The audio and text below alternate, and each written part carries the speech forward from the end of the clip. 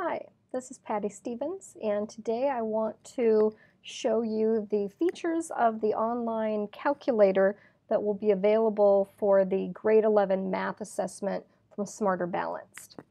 So this calculator has three modes. It has a scientific mode that students can use to do calculations.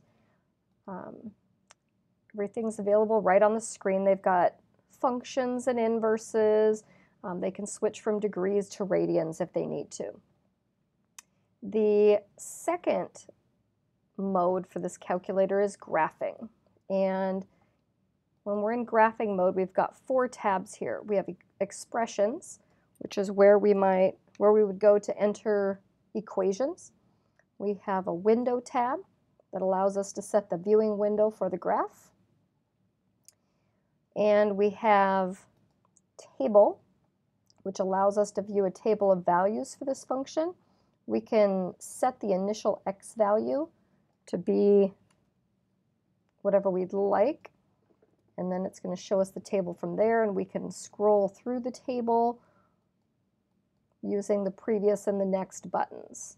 You don't want to click reset. It's not going to reset it to start at -5. It's going to erase your equation. So if you want to go back to where it was, you're going to have to enter that number. And then we have the graph tab. When we click that, we view the graph.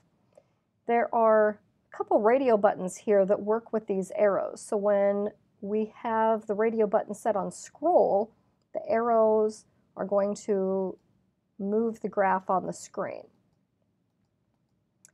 When we click on trace, we see a point appears on the graph, and then the arrow buttons will trace along the graph of the function and give us points that are on the function. The third mode is regression mode, and we would use this to find an equation that best fits a set of data. So I'm going to put in a sample set of data. This happens to be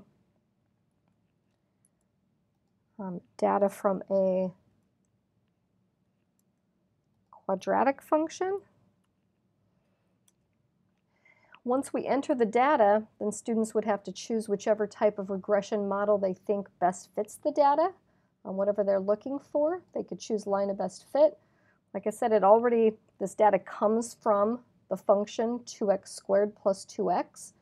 The one downfall of this calculator is it does not give us a correlation coefficient. We don't know how well this equation fits this data without doing some more analysis. But it will give them different regression models that best fit the data based on what they've asked for. So there are the three modes for this calculator, and if you have any questions, please email me. Thank you.